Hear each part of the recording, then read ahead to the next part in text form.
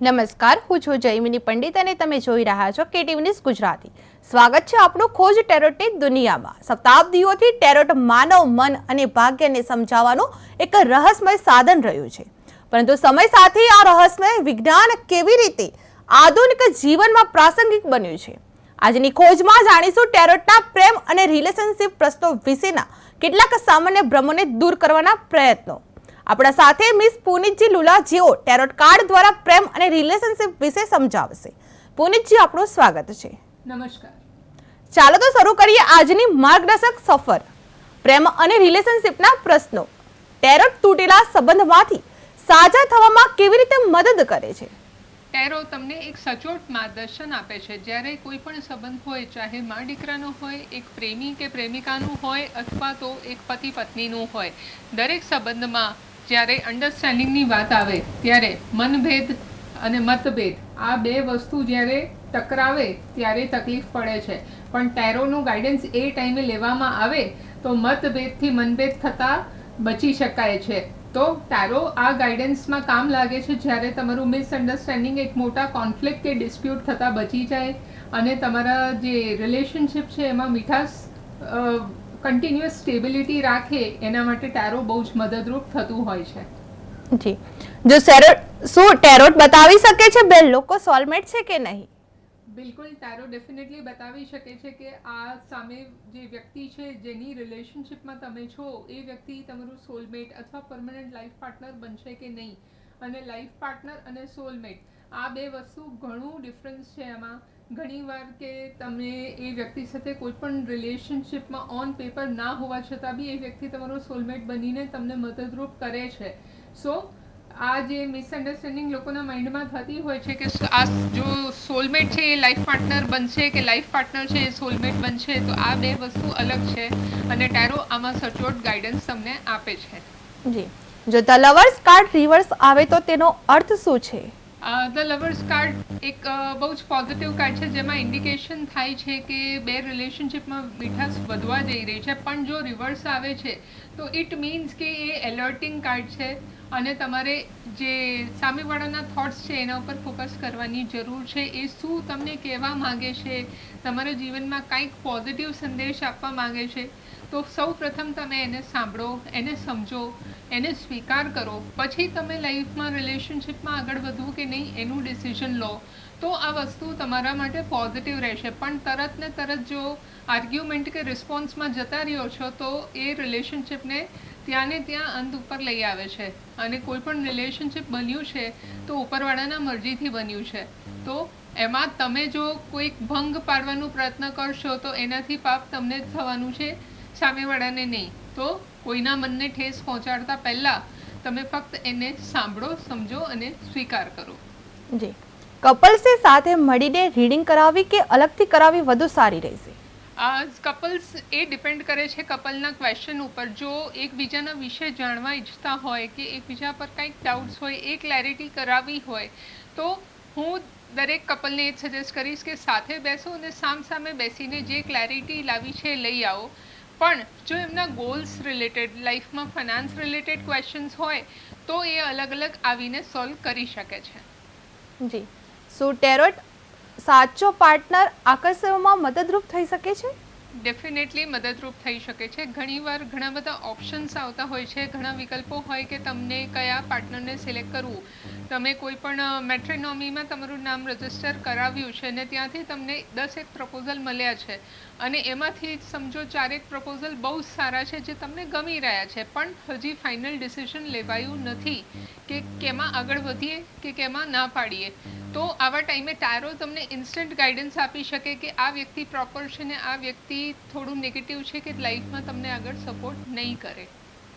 જી, આપણે આજે વાત કરીશું ટેરો કાર્ડ વિશે. ટેરો કાર્ડમાં મેષ રાશિ વિશે શું કહી રહ્યું છે?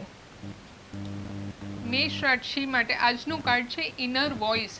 ઇનર વોઇસ એટલે અંતર્મનનું અવાજ. તમે સૌથી પહેલાં કોઈ પણ ડિસિઝન લેતા તમે બીજાના ગાઈડન્સ ઉપર નિર્ભર થઈ જતા હો છો, પણ જ્યારે તમે આત્મનિર્ભર થશો અને તમારા મનની અવાજ શું કહેવા માંગે છે એને સાંભળશો તો ઓટોમેટિકલી તમારો આજનો દિવસ પોઝિટિવ જશે. એટલે અંતર્મનનું સાંભળીને એક્શન લો, બીજાના પર નિર્ભર રહેશો તો ફેલિયર થવાના ચાન્સીસ છે. જી, આજનો ટેરો કાર્ડ વૃષભ રાશિ વિશે શું કહે છે? વૃષભ રાશિ માટે આજનું કાર્ડ છે sharing. Sharing is always caring. આપણે કહેતા હોઈએ જ્યારે દુઃખ આવે કે સુખ આવે, જ્યારે પોતાના નજીકના લોકોમાં તમે વેચી લો ને તો એ વધે છે, પણ દુઃખ વેચવાથી ઘટે છે. એટલે જ્યારે તમે કોઈ પણ પરિસ્થિતિમાંથી પસાર થઈ રહ્યા છો તો એને શેર કરવાનું રાખો. અંદર ઘૂંટાતા જશો તો એ તમને ડિપ્રેશન તરફ લઈ જશે. પણ જો તમે શેર કરશો તો એ વસ્તુ તમને ઓછી તકલીફ આપશે અને બની શકે કે કોઈ રાસ્તો તમને કોઈ માર્ગ બતાવે જેનાથી તમે એ સિચ્યુએશનમાંથી બહાર નીકળી શકો છો. જી, આજનો ટેરો કાર્ડ મિથુન રાશિ વિશે શું કહી રહ્યું છે? મિથુન રાશિ માટે આજનું કાર્ડ છે વી આર ધ વર્લ્ડ. એટલે તમે પોતાને ક્યારે એકલું ના સમજશો. તમે જે કોન્સેપ્ટ પર વર્ક કરી રહ્યા છો એ કોન્સેપ્ટ પર આખું બ્રહ્માંડ તમારી સાથે વર્ક કરવા તૈયાર છે. પણ તમારે એ પહેલાં કરવી પડશે, લોકોના સમક્ષ એ કોન્સેપ્ટ રાખવું પડશે. એ પ્રમાણે તમે માર્કેટિંગ કરો, એ સ્ટ્રેટેજી બનાવો અને લોકો સમક્ષ તમારી આઈડિયાઝ લાવશો તો લોકો તમને સપોર્ટ કરશે. પણ જો તમે એકલતામાં રહેશો અને એવું જ વિચારશો કે બધું હું જ કરી લઈશ તો ક્યારેક કોઈ સપોર્ટની આશા રાખશો નહીં. પણ સપોર્ટ જોઈએ તો લોકો સમક્ષ આઈડિયાઝ તમારે એક્સપ્રેસ કરવા પડશે. જી, ટેરો કાર્ડ કર્ક વિશે શું કહી રહ્યું છે? કર્ક રાશિ માટે આજનું કાર્ડ બહુ જ પોઝિટિવ છે, ધ માસ્ટર. આજે છે દેવ દિવાળીનો દિવસ, ગુરુ પૂરબ જયંતિ છે અને આજે દેવ દિવાળીના દિવસે જો દેવોનો આશીર્વાદ સાક્ષાત રૂપે તમારી સમક્ષ આવે તો તમારા જે પણ રોકાયેલા કાર્ય છે, જે પણ અડચણો આવી રહી છે એમાંથી તમે જલ્દીથી બહાર આવી જશો. એટલે આજે ખાસ કોઈ પણ ઈષ્ટદેવના મંદિરે ચોક્કસથી જઈ આવજો, દર્શન કરજો અને આશીર્વાદ લેજો તો કર્ક રાશિ માટે આજનો દિવસ બ્લેસિંગ રૂપ સાકાર થશે. જી, સિંહ રાશિના ટેરો કાર્ડ શું કહી રહ્યું છે? સિંહ રાશિના જાતકો માટે આજનું કાર્ડ છે કોન્શિયસનેસ. કોન્શિયસનેસ એટલે એલર્ટ. આજે જે પણ કાર્ય કરશો એને એલર્ટ રહીને કરવાનું છે. આમાં બની શકે કે લોકો તમે ભ્રમિત કરશે, લોકો તમને ડાયવર્ટ કરવાનો પ્રયત્ન કરશે, પણ એમાં ડાયવર્ટ થવાની કાંઈ જરૂર નથી. તમે ફોકસ થઈને કામ કરશો ને ફક્ત લક્ષ્યને ધ્યાનમાં રાખજો. કાંઈ પણ ડાયવર્શનમાં જો ડાયવર્ટ થઈ ગયા તો તમે તમારા માર્ગથી ભટકી શકો છો, પણ ભટકવાની જરૂર નથી. Just focus on the target અને ઓટોમેટિકલી રસ્તા ક્લિયર થઈ જશે. તમે તમારા ટાર્ગેટને પહોંચી જશો. જી, ટેરો કાર્ડ સિંહ રાશિ વિશે શું કહી રહ્યું છે? સિંહ રાશિનું આજનું કાર્ડ છે હાર્મની. હાર્મની એટલે એકદમ સ્મૂથનેસ. કોઈ પણ કાર્ય કરો ને તો એમાં બહુ ઉથલપાથલ કરવાની જરૂર નથી. તમે મનમાં જ્યારે વાવાઝોડા આવતા હોય, કંઈક ઇમોશનલી એક્સપ્રેસ કરવા જાઓ છો ને મૂડ સ્વિંગ્સ ઘણી વખત આવી જતા હોય છે તો એ મૂડ સ્વિંગ્સથી બચવું જરૂરી છે. સો એના માટે મેડિટેશન તમને હેલ્પફુલ થશે. ધ્યાનમાં બેસો, કોઈ પણ ફ્લ્યુટ મ્યુઝિક સાંભળો અને બને એટલું વધારે પાણી પીશો તો તમારું હેલ્થ બી પોઝિટિવ રહેશે અને તમે સ્મૂથલી કોઈ પણ કાર્યને કરી શકશો. કન્યા રાશિના જાતકો માટે ટેરો કાર્ડ શું કહી રહ્યું છે? કન્યા રાશિ માટે આજનું કાર્ડ છે અવેરનેસ. તમને એલર્ટ કે અવેર થવાની બહુ જ જરૂર છે. લોકો તમને કંઈ પણ રીતે તમારા માર્ગથી ભટકાવવા ઈચ્છે છે, પણ તમે જે માર્ગ પર છો એ બહુ સાચો માર્ગ છે. તમે એક ન્યાય અને નીતિ સાથે કાર્ય કરી રહ્યા છો. હવે એ ન્યાય કે નીતિથી જો તમે ભટકી ગયા તો તમે સાપ સીડીના ખેલમાં જ્યારે 90થી ઉપરના નંબર્સ હોય ને તો એ સક્સેસ ના હોય, પણ સીધું એ સાપના મોંમાં જો એક પહોંચે છે તો સીધું નીચે આવીને 22 કે 25 પર અટકી જાય છે. તો ગ્રોથને સીધું ડાઉનફોલમાં લઈ જવું હોય તો એલર્ટથી તમે દૂર રહી શકો, પણ જો એલર્ટ થઈ ગયા તો તમે સક્સેસ તરફ ચોક્કસથી પહોંચી જશો. જી, તુલા રાશિના જાતકો માટે ટેરો કાર્ડ શું કહી રહ્યું છે? તુલા રાશિ માટે આજનું કાર્ડ છે પોલિટિક્સ. હવે તમે જે કંઈ કાર્ય કરી રહ્યા છો કે તમે ફેમિલીના કોઈ પણ સિચ્યુએશનમાં છો ત્યાં તમે બચી જાઓ, કેમ કે તમારી આજુબાજુ જે કંઈ લોકો છે એ તમારી સાથે પોલિટિક્સ રમી રહ્યા છે. અને પોલિટિક્સમાં થશે શું, તમારા ઇન્ટેન્શન પ્યોર હશે, તમારા ઈરાદા નેક હશે, પણ સામે રિઝલ્ટ આવશે એ તમને નીચું સાબિત કરશે. એટલે એમાં એલર્ટ થવાની જરૂર છે. અને તમે બચી જાઓ નેગેટિવિટી સરાઉન્ડિંગથી. એટલે એસોસિએશન તરત બદલી દો ને તમારા સિક્રેટ્સ કોઈની સાથે શેર કરશો નહીં. જી, વૃશ્ચિક રાશિના જાતકો માટે ટેરો કાર્ડ શું કહી રહ્યું છે?